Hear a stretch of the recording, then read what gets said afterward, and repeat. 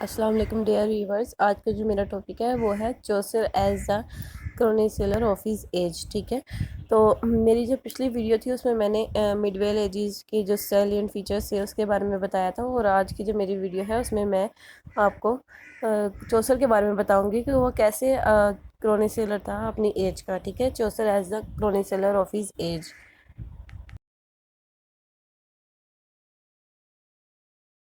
Well does Compton Rickett observe, Chaucer symbolizes as no other writer does the Middle Ages। ठीक है, middle edges में चौसर जो है उसकी सिम्बोलिज्म जो है वो बहुत अच्छी थी, और कोई भी राइटर जो है वो उनके जैसे सिम्बल्स यूज़ नहीं करता था। ठीक है, he stands in much the same relation to the life of his time as Pope does to the earlier phrase of the 18th century and Tennyson to the Victorian era। ठीक है, and his place in English literature is even more important than others। ठीक है, तमाम writers जो कि अपने अपने era के थे उन सब में सबसे ज़्यादा इम्पोर्टेंट जो थे वो चौसर थे। ठीक है, सोशियो पॉलिटिकल कंडीशन जो है वो मिडवेल एजेस की कैसी थी वो अब हम देखते हैं।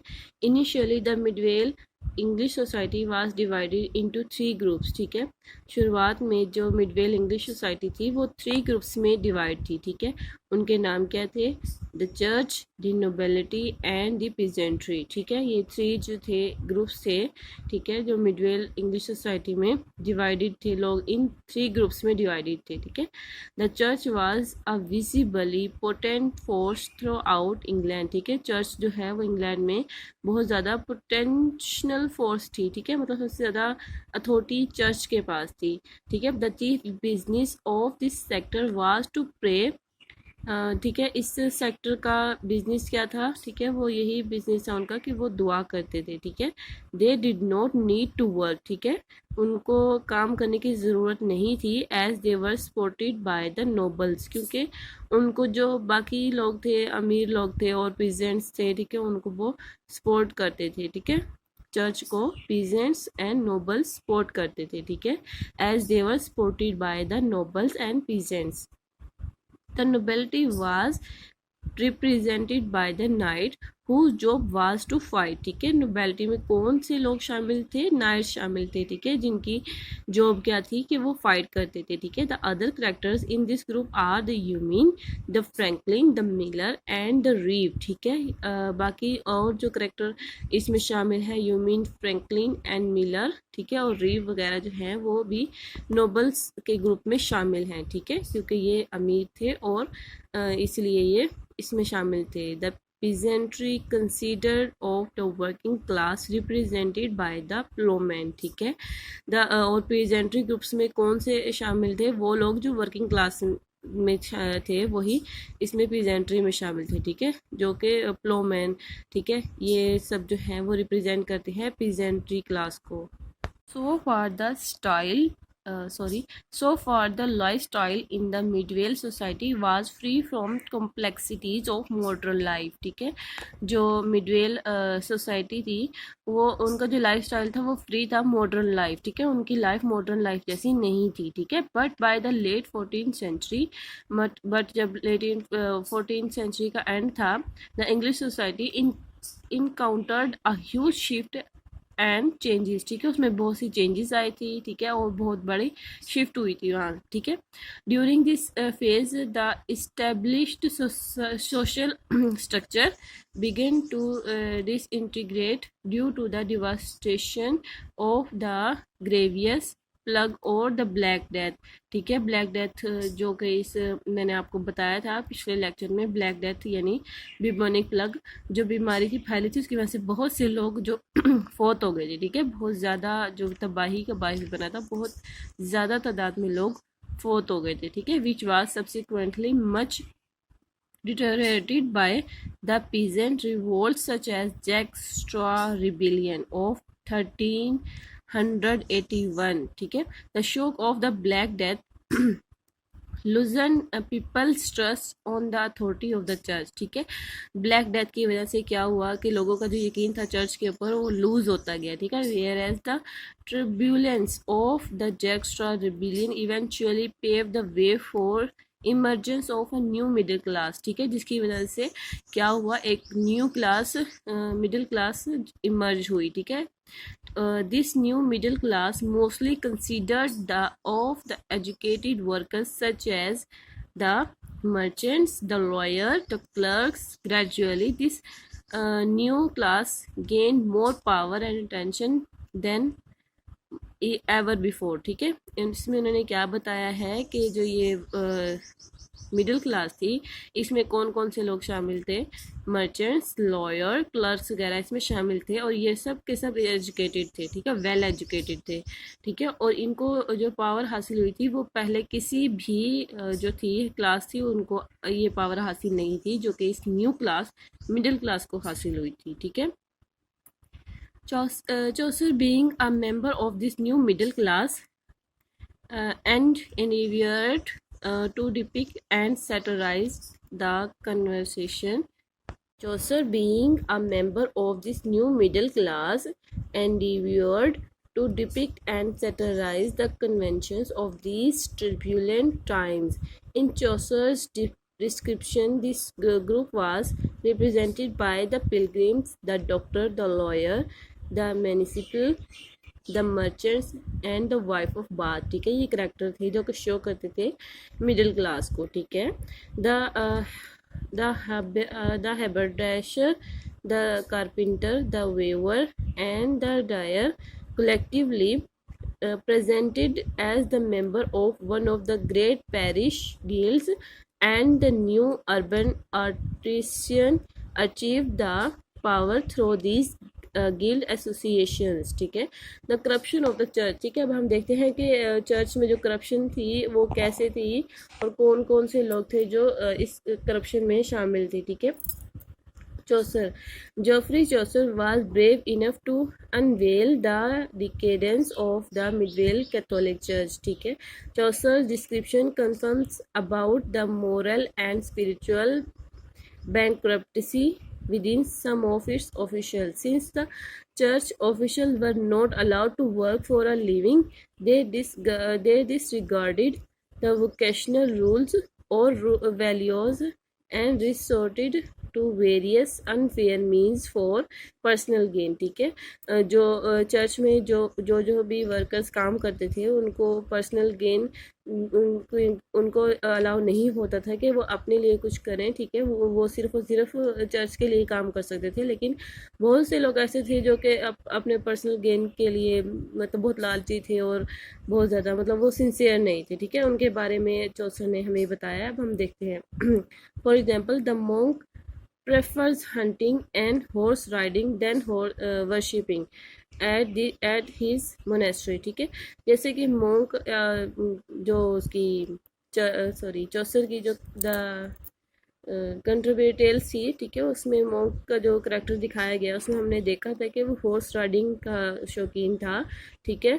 उसको वो हॉर्स राइडिंग करता था बजाय ये कि वो उसकी वर्शिप करे, ठीक है, मोनेस्ट्री की, लेकिन वो हॉर्स राइडिंग वगैरह और दूसरे वो काम करता था जो कि चर्च में रहते हुए अलाउ नहीं थे। Although he is aware that the monastery rule discouraged Monks from hunting, ठीक है, क्योंकि बल्कि वो जानता था कि हंटिंग जो है वो उसमें मना है, लेकिन फिर भी वो करता था। The monk deliberately breaches them by stating them outmoded, ठीक है, लेकिन वो किसी की कोई ला नहीं मानता था और वो अपनी मनमानी करता था, ठीक है। But Chaucer satirically remarked that the monk ignores the rules lest he should give up hunting, owing possession and eating fine food, ठीक है। वो अच्छे अच्छे खाने खाता था, अच्छे कपड़े पहनता था, ठीक है।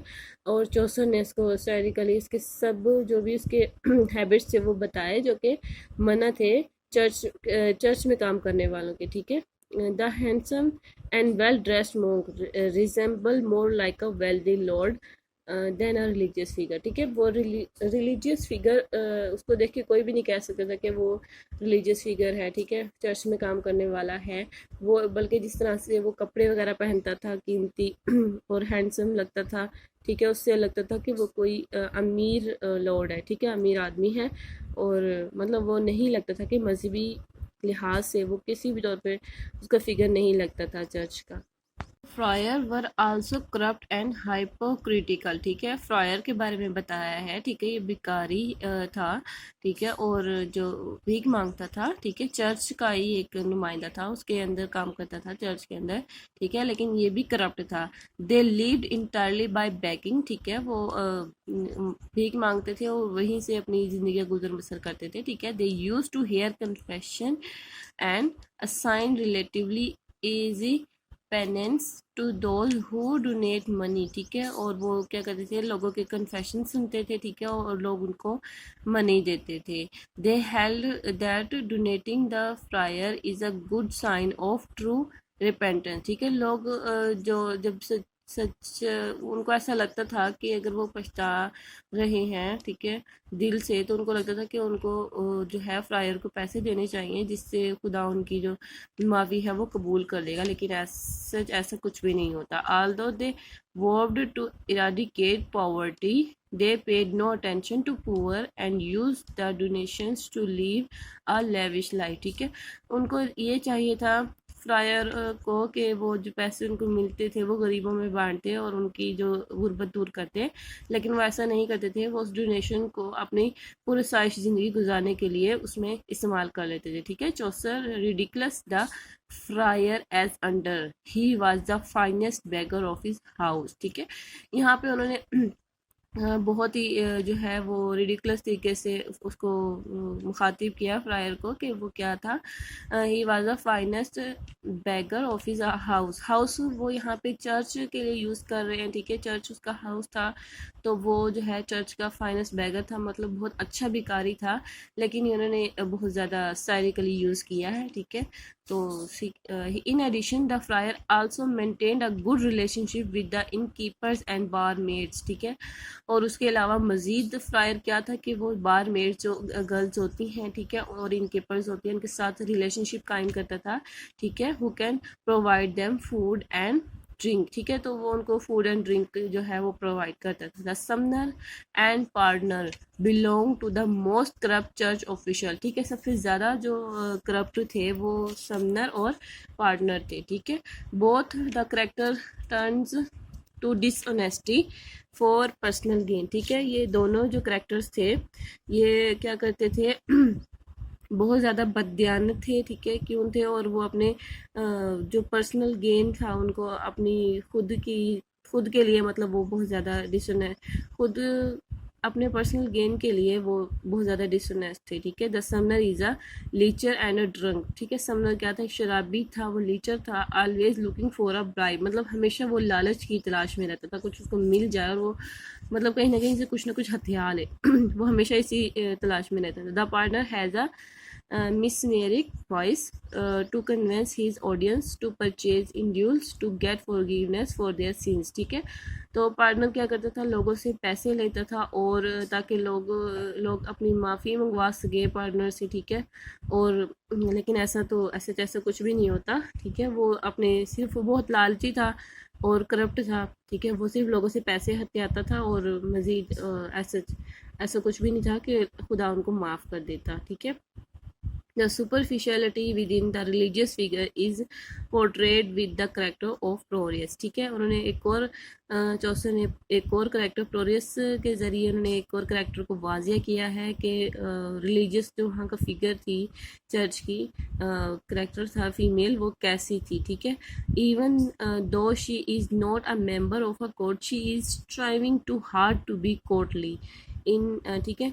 और उस मज़ीद वो इसके बारे में कहते हैं the prioress is not corrupt like other character, ठीक है। वो ये कहते हैं कि जो प्रोरियस थी वो बाकी करेक्टर्स की तरह इतनी ज़्यादा भी करप्ट नहीं थी, but Chaucer सैटराइजेज her for her अफेक्सेशन, ठीक है। अफेक्सेशन के लिए वो उसको बहुत ज़्यादा सैटराइज करते हैं, ठीक है। और the habit which do not necessarily suit a religious figure, ठीक है। जो प्रोरियस की जो हैबिट्स थी वो एक रिलीजियस फिगर के लिए ज़रूरी नहीं थी, उसको सूट नहीं करती थी, ठीक है। और लेकिन वो फिर भी करती थी। She is so obsessed with courtly mannerism, ठीक है। वो बहुत ज़्यादा मैनर को फॉलो करती थी, ठीक है, जो कि रिलीजियस फिगर को सूट नहीं करते थे। That she always dress elegantly, ठीक है। वो हमेशा नीट एंड क्लीन कपड़े पहनती थी कि एक धब्बा भी कपड़ों पे नहीं होता था, ठीक है। स्पीक्स इनकरेक्ट फ्रेंच, ठीक है, वो जो फ्रेंच लैंग्वेज थी उसको ठीक से नहीं बोलती थी। And it's so carefully that she never spills a drop, ठीक है, वो इतने अच्छे तरीके से खाती थी कि कोई भी खाने का ड्रॉप जो या पानी का ड्रॉप जो है वो नहीं गिरता था, ठीक है। Like courtly themselves, she weeps when she sees a trapped mouse, ठीक है। जैसे कि वो जब भी किसी माउस को ट्रैप्ड हो तो देख लेती थी तो वो रोती थी, but ironically she feels no discomfort while feeding her hounds flesh, ठीक है, लेकिन वो जब वो फीड करती थी हाउंड्स को, ठीक है, तो फिर वो उसमें डिस्कम्फर्ट फील नहीं करती थी जबकि उसको करना चाहिए था, which is suggestive of her fine courtliness, ठीक है। Even her devotion to Christ is also showing, ठीक है, वो उसको स्टायरिकली यूज कर रहा है कि वो सब उसका दिखावा था। Since instead of carrying a rosary beads with a crucifix, she wears a pendant which seems much more like a shiny piece of jewelry, ठीक है, वो एक ज्वेलरी का पीस पहनती थी, ठीक है, जो कि शाइनी दिखता था, ठीक है, than a second religious object, ठीक है, हालांकि वो रिलीजियस ऑब्जेक्ट था लेकिन वो बहुत ज़्यादा शाइन करता था जैसे ज्वेलरी करती है। मोर इम्पोर्टेंटली मजीद क्या अहम था, the pendant has an inscription that reads amor विंटर ओमनिया, ठीक है, और इसका और लव कन्केयर्स ऑल, ठीक है, उस पर ये लिखा हुआ था all the most appropriately refer to it could refer to God's love, ठीक है, ये लव खुदा के लिए होना चाहिए था, but in her case more probably refers to the courtly love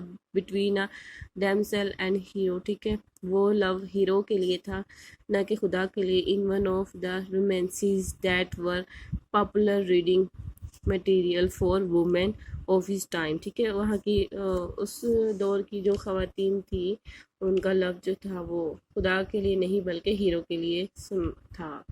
the person is the only honest man amongst all religious figures, ठीक है, अब चौसर पार्सन के बारे में बताते हैं कि सब के सब करेक्टर्स में जो पार्सन था वो सबसे ज़्यादा ईमानतदार था, ठीक है।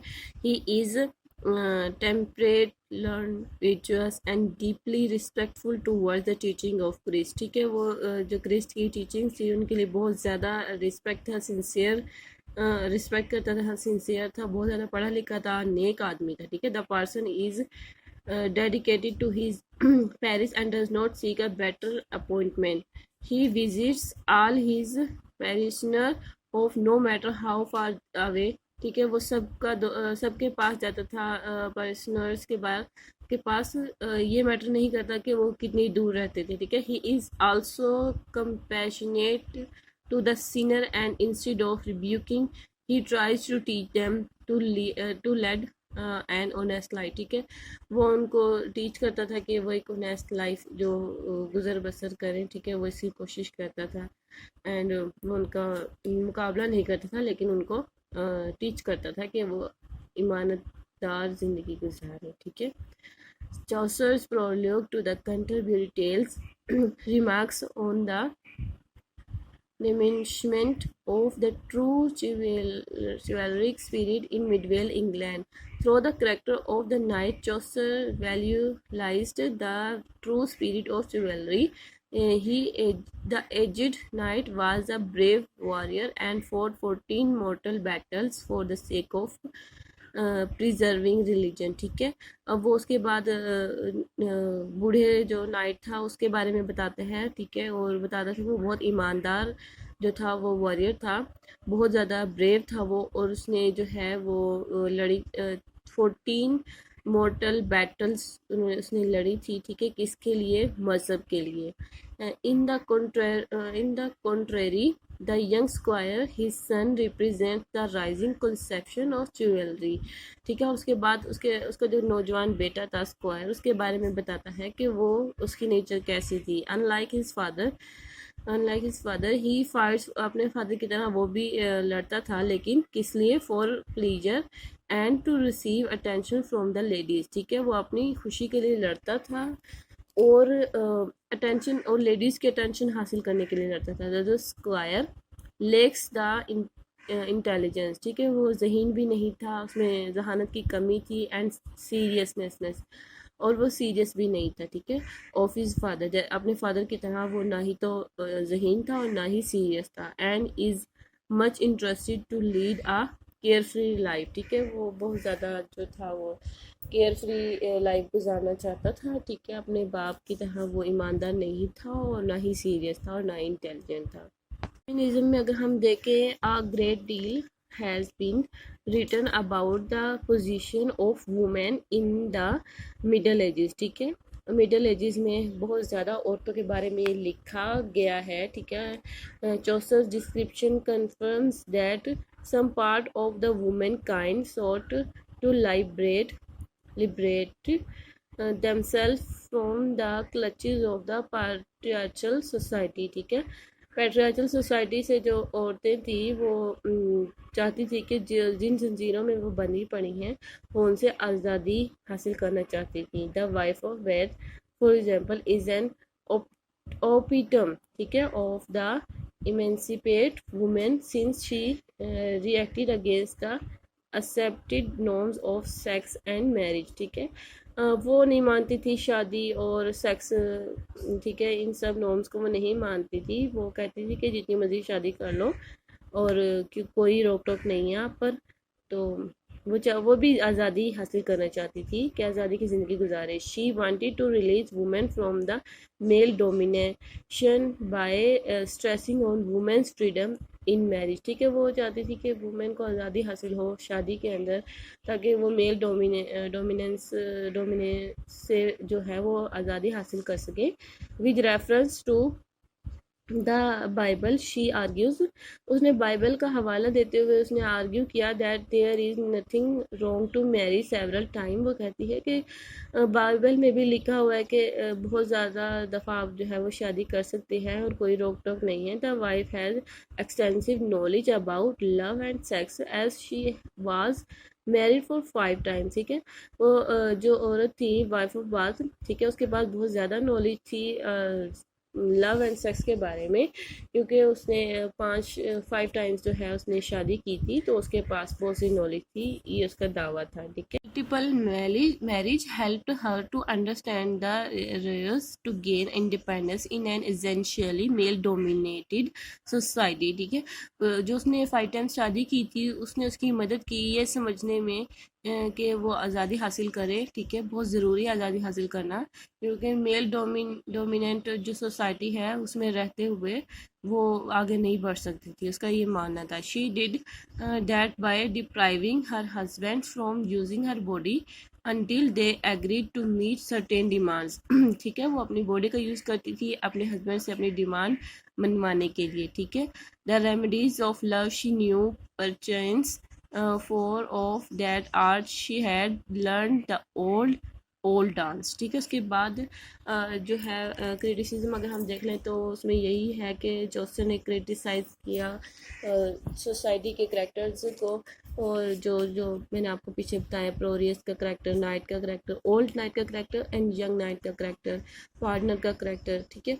ये सब करैक्टर्स को यूज़ करते हुए उसने जो है वो सब जो सोसाइटी में रहने वाले जो मुख्तलिफ जगह पे लोग रहते थे उन सब का अक्स बयान किया है कि उस सोसाइटी में उस दौर में लोग कैसे थे और वो उनका क्या रहन सहन था, क्या सोच थी, कैसे रिवाज थे, कितनी क्लासेस थी। 3 क्लासेस थी जो मैंने आपको बताया, नोबल्स, पीजेंट्स एंड जो ये सब थे, ठीक है, चर्च में रहने वाले, ठीक है, ये सब उसके ग्रुप्स थे।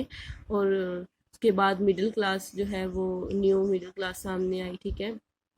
तो ये सब जो थे ये सब जोसेफ ने अपनी द कैंटरबरी टेल्स में उसने बताया है इन सब करेक्टर्स के बारे में और अपनी सोसाइटी का अक्स दिखाया है।